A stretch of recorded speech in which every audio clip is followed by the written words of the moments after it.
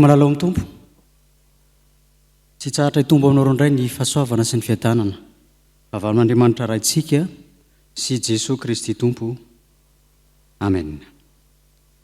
Amin'izao marain'izao ry havako dia andeha hiderin'Andriamanitra isika homany eo am-pelantaninareo ny salamo 100 andininy voalohany mitsahatra eo andininy 3 izao.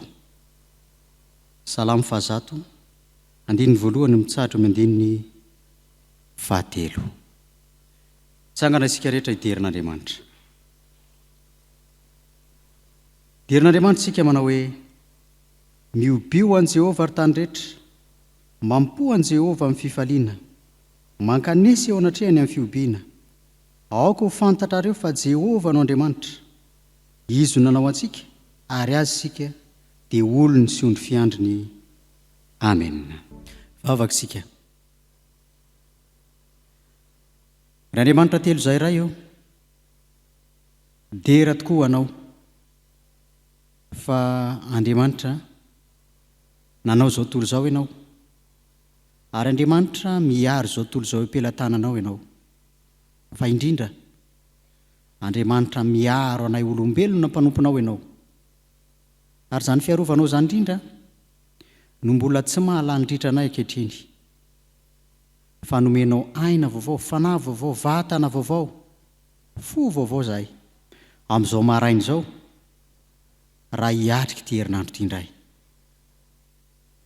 Indro ankehitriny izay maka hery vaovao, maka fampaherezana vaovao mba aminao Andriamanitra indray, ahafahanay mampahery ny hafa koa satria mifampahery ny mino.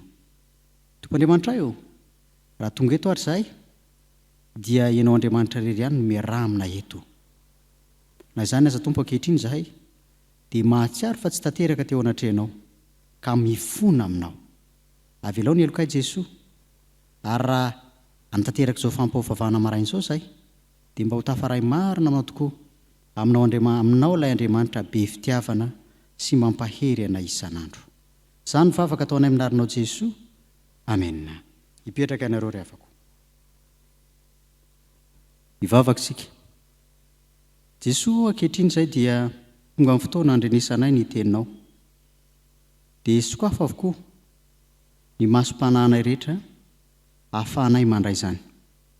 Mifonay koa ilay fovato dia hovay fonofo ahafahanay mamboly izany teninao izany sy hamokatra amin'izany ahafahanay mampahery ny hafa. Dia mitenena Tompo fa mihaino izahay. Amen.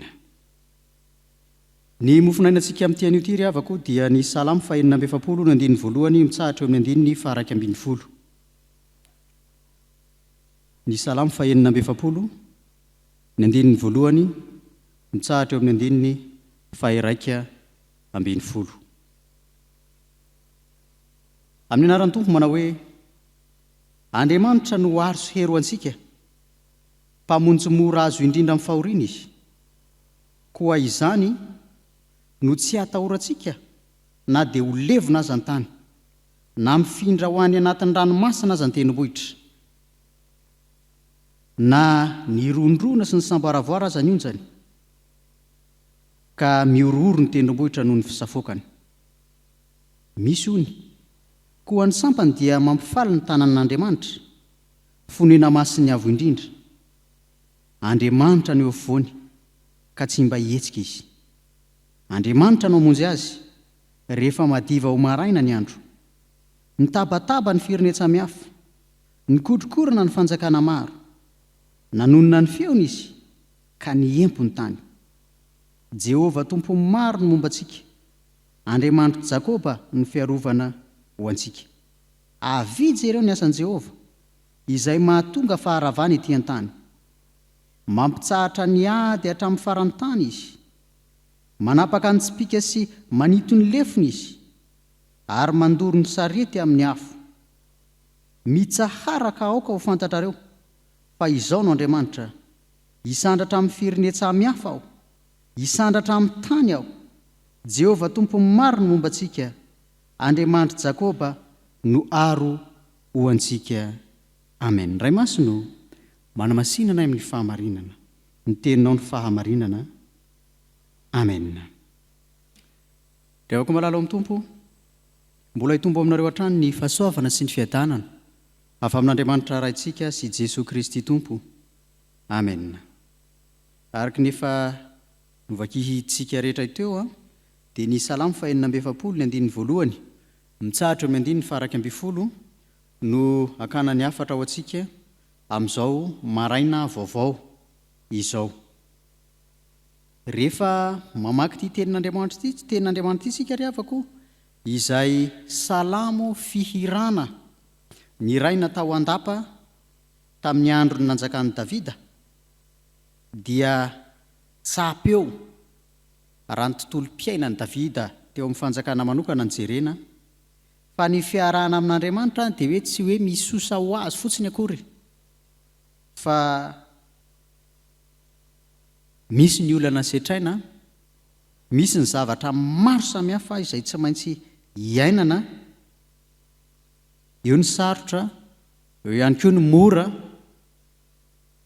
ary izany indrindra no anton'izao tenin'Andriamanitra ao mba hifampahirezan'ny mino, mba tsy hahatonga azy ho kivy ho ketraka hiatrika ny fiainana andavanandro, satria raha mora kivy ny mpanompon'Andriamanitra, raha sendra ny ady mafy tsy maintsy hatrehina, dia mety ho ketraka ka tsy hahatody ny lalana izay efa nisoritan'Andriamanitra ho alehany tsiraray avy. Izao tenin'Andriamanitra koa ry havako dia manambara fa ny fiarovan'Andriamanitra antsika dia tsy miankina amin'ny zavatra ivelany, fa rehefa mitoky amin'ny zavatra ivelany ny olona dia mety ho resy ihany, fa lay Andriamanitra ao anatintsika, miankina amin'izany ny fiarovan'Andriamanitra antsika. Noho izany, rehefa manana an'Andriamanitra ao anatiny olona, ninninona zavatra mitranga sy miseho, dia tsy ho resy ninninona izy. Andeha ry havako ny andininy voalohany ka hatramin'ny fahatelo no akana afatra voalohany amin'ny tian'io ity. Tsy asiana lohateny na lohahevitra, fa tonga dia avaditsika amin'ny fiainana ankehitriny, izany hoe ampitenenina amin'ny fiainana ankehitriny izany tenin'Andriamanitra izany. Io tenin'Andriamanitra io, raha tsorina dia hoe masika ny tontolo iainana, masika ny tontolo iainana, mandrava ny tontolo iainana. Oharina amin'ny ranomasina moa izy eto, izany tontolo iainana izany. Fa io tontolo iainana masika io anefa ny raha iaina amin'ilay zavatra iainantsika ankehitriny no resahana, dia tsy tonga ho azy, fa vokatry ny nataon'ny olombelona ihany. Izany rehetra izany dia tsapantsika sainantsika avokoa izany. Rehefa amin'ny fotoana fialan-tsasatra toy izao moa dia misy amintsika na maro amintsika aza mba mandeha mankany amin'ny faritra any. Indrindra rehefa mandeha mankany amin'ny faritra any rehefa an'iny dia malahelo, fa mandalo karazana doro-tanety firy vao tonga any. Izany ny zavatra misy amin'ny toerana be ala koa, rehefa mandalo amin'ny faritra tsy nanana iny, ohatra ianao mandalo amin'iny lalana iny, dia malahelo ianao mahita ny faharinganany ny ala izay tontolo iainana napetrak'Andriamanitra iainantsika. Zavatra azo lazaina ry havako dia izao: rehefa mampiasa ny fahasiahany toy ny biby ny olona manimba ny tontolo iainany, dia masika amin'ny kolo ny tontolo iainany. Ary rehefa masika ny tontolo iainana, jereo amin'ity tenin'Andriamanitra ity, fa ny tany ihany ny mamotika ny tenany. Izy ihany no mandrava ny tenany rehefa simba izy. Izany ny zavatra misy eto. Ka lasa tsy mamelona ny olombelona intsony izy. Raha avako malala amin'ny tompo, tsapantsika eo amin'ny fiainantsika andavanandro ao, fa misy fototraina lehibe izay nataon'Andriamanitra ho an'ny olombelona, dia ny rano, fa mihena dia mihena izany, ary dia hidiny izany rano izany ankehitriny. dia miaina izany sika eto Madagasikara. Masika ny natiora, masika ny tontolo iainana, vokatra ny fanimbany olombelona azy. Zao ry havako ny tsarovy, fa ny soratra masina na ny fototra ara-tsoratra masina dia milaza fa ny olombelona dia miraikitra amin'ny tany satria tany izy. Miverina amin'ny tany izy rehefa maty. Noho izany, rehefa rava ny tany honenany, dia rava ho azy koa izy. Izany sika olombelona. Noho izany ary ravako inona moa ny afatra holazaina amin'izany fa dia izao, mila mifampahery tsika, tsy mifampahery fotsiny nefa, fa mila arovantsika ny tontolontsika mba hahatonga azy isehoany voninahitr'Andriamanitra mandrakariva, ka hahatonga antsika hatoky an'Andriamanitra mandrakariva. Rehefa tsy misy zava-maitso intsony ny tany, rehefa tsy misy ahitra mamony intsony ny tany, dia foana ho azy ny finoan'ny olombelona. Satria ny zava-mananaina, ny biby sy ny zava-maniry ety ambonin'ny tany nataon'Andriamanitra, dia nataon'Andriamanitra anio ny voninainy ireny ho hitan'ny olombelona izay nataony, ka tsy ho ravarava foana. Noho izany, mba hahatonga ny tontolo iainantsika ho tony tsy asika amintsika olombelona, dia mila miaro azy isika. Ary izany fiarovana azy izany dia tsy vita ny olon-drery, fa isika rehetra izao mila mifampahery isan'andro isan'andro. Manana zaridaina isika any amin'ny tokantranontsika tsirairay avy any, raha tsy manana dia mila mamboly. Raha manana tany razana any ambanivohitra maro samihafa any, dia mila miverina amin'ireny tsika misy fotoana, mikolokolo izany tontolo izany, izany tany nomen'Andriamanitra tsika izany, mba tsy asika amintsika ny tontolo, fa mba hikarakara antsika mandrakariva izy. Ary raha tsy mikarakara ny tenantsika manokana azy izy, dia mba hikarakara ny hafa izy. Rehavako malala eo amin'ny Tompo Jesoa Kristy ihany anefa no afaka mitondra fampaherezana ho antsika voalohany, izay isika vao isandrahaka afaka ampahery ny hafa. Noho izany, raha mbola tsy manan-kery ao amin'ny tompontsika ny fahazahoana hery amin'i Jesoa Kristy, dia ny fibanjinana ny azo fijaliana isan'andro isan'andro, ahafahantsika mieritreritra fa nijaly ho an'ny Tompo, maty ho an'ny Tompo, ary nitsangana ho an'ny Tompo. Izany no hery lehibe ho antsika, ahafahantsika mampahery ny tenantsika sy mampahery ny hafa eo amin'ny fiarovana ny tontolontsika. Manomboka eo ambany masontsika eo izany tontolo izany, ary dia miparika izany noho ny fijoroantsika vavy olombelona, noho ny fitoriantsika ny filazantsara manomboka ao amin'ny Jerosalemantsika, miparika makany amin'ny farany tany. Na izany aza ry havako malala ao amin'ny Tompo, dia hitantsika eto, satria rehefa diniana io dia efa rava loatra ny tontolo iainana. Fa ny zavatra tsarovy dia izao, ho antsika tena matokan'Andriamanitra, na dia misy faharavana azy izao tontolo izao, dia arovan'Andriamanitra isika mino sy matoky azy. Aza matahotra ny amin'izany isika. Na dia misy faharavana aza ny tontolontsika, dia aza matahotra fa ny tompontsika dia miaro antsika ary mametraka fiarovana lehibe ho antsika. Izany ny hafatra voalohany teo ry havako. Faharoa ry havako, eo amin'ny andiny ny fahefatra sy ny fahadimy, dia miteny manao hoe tsy amin'ny zava-mampahory ihany Andriamanitra no miaro antsika, fa amin'ny zava-mahafaly koa, amin'ny zavatra mampisy fiadanana koa. Eto amin'ity andiny fahefatra sy fahadimy ity ry havako dia hoe misy oniny koa ny sampany dia mampifaly ny tanànan'Andriamanitra, fonena ny avo indrindra. Andriamanitra no efovoany ka tsy mba mihetsika izy. Andriamanitra no amonjy azy rehefa madiva ho maraina ny andro. Io ten'Andriamanitra io, rehefa ampiarina eo amin'ny fiainantsika, dia ohatratsika matory amin'ny alina ohatratsika matory amin'ny alina izay tsy voelingelinninninny tsika rehefa tena matory iny na iza misy mitabataba na iza mikorotana dia matory ihany isika. Izany ny fiarovan'Andriamanitra antsika. Hoarin'Andriamanitra amin'ny ony zany eto. Misy ony hoarina amin'Andriamanitra zany, hoarina amin'i Jesosy Kristy le manome fahasoavana ho antsika, ary tsika dia misitraka izany fahasoavana avy amin'Andriamanitra zany. Ny tenenan Jesosy Kristy anio moa dia izy ilay miteny hoe izao ny voaloboka ianareo ny sampana. Raha tsy miray amiko ianareo dia tsy hahefa na inona na inona.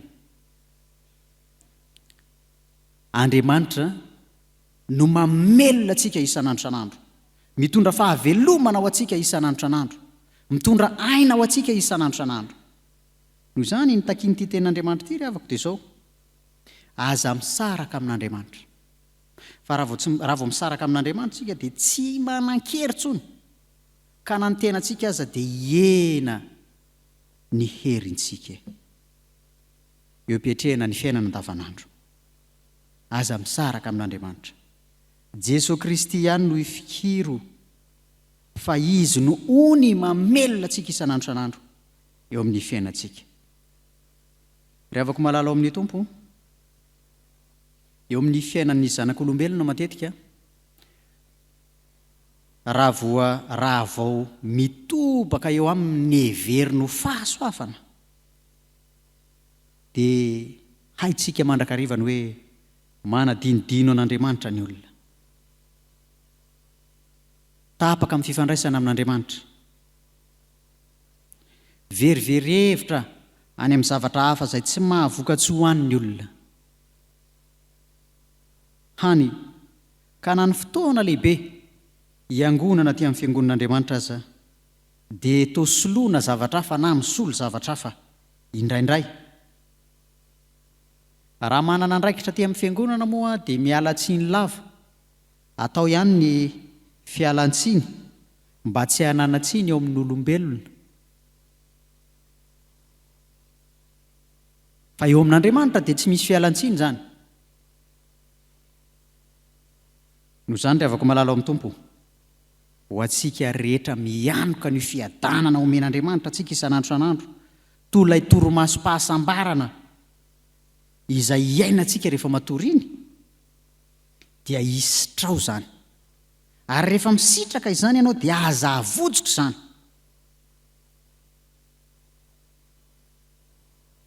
Matoa ity ten'Andriamanitra ity ry havako natao teo anelanelany teo amin'izao salamo izao, dia heverina fa io no aina miantoko ny fiainan'ny mpino,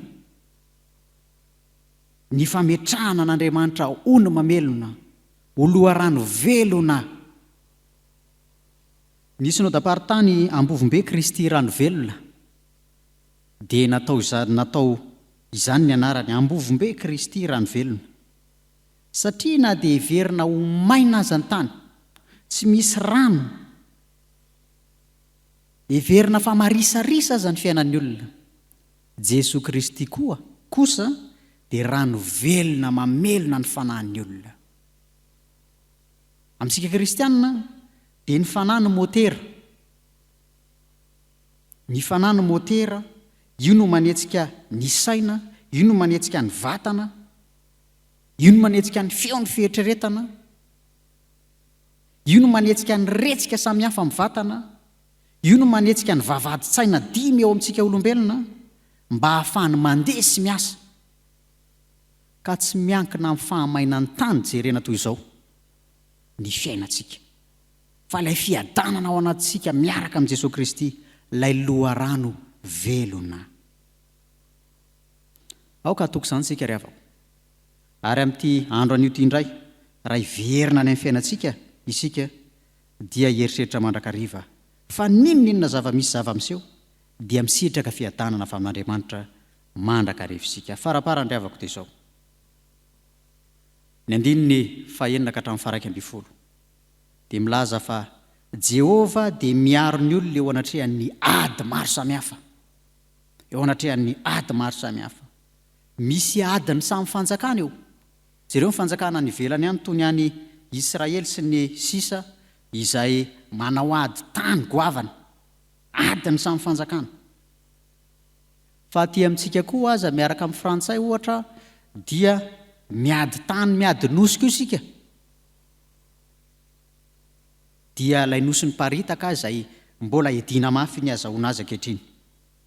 Eo ny ady la politika misy eo sesilany eto amin'ny firenentsika ifanaovan'ny mpanohana ny mpitondra ady eo amin'ny samy firenena sy ny firenena zany. Zava-misy iainantsika isan'andro zany.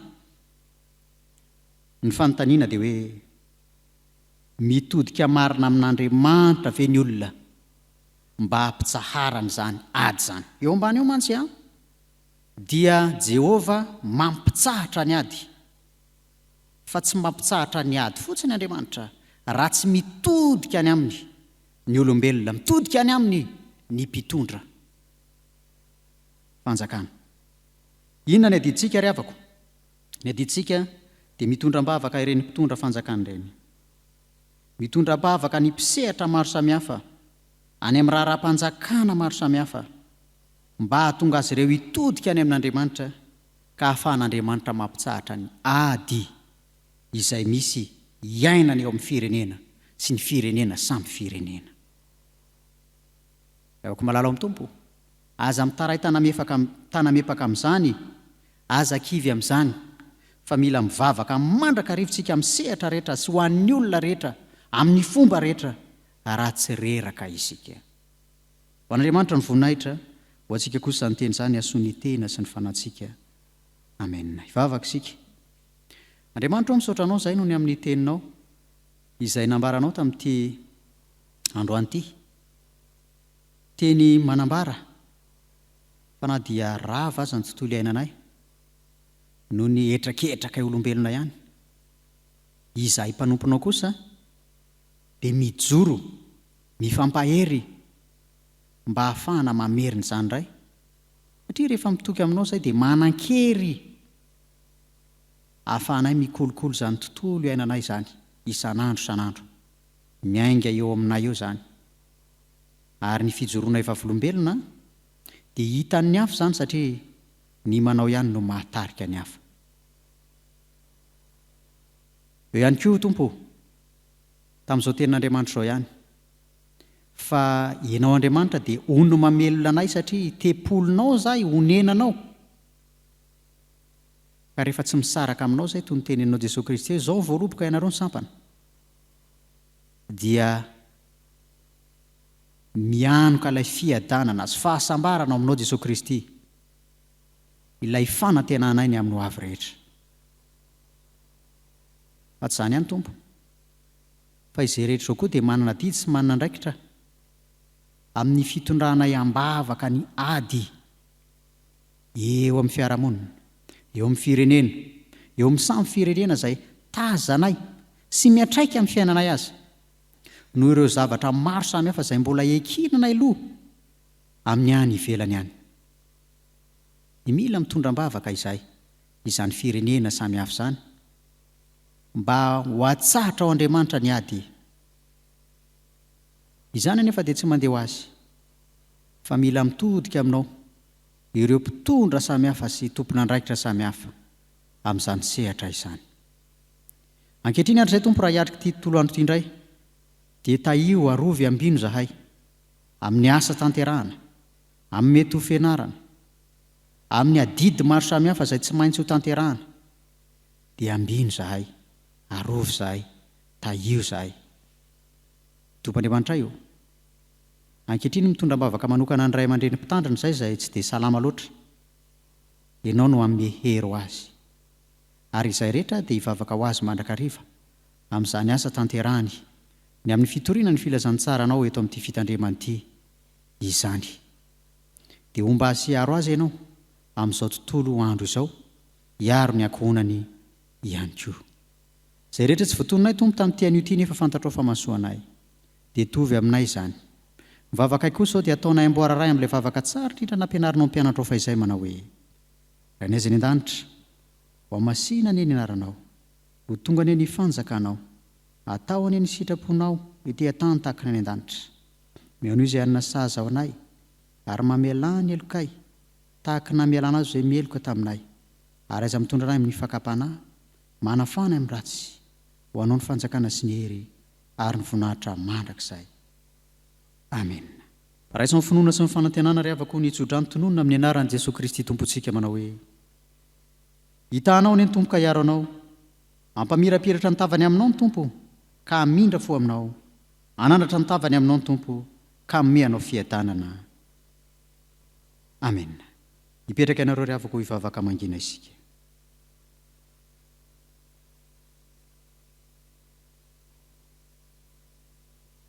Ho an'Andriamanitra irery ny voninahitra amin'ny anaran'ny Ray sy ny Zanaka ary ny fanahy masina. Amen.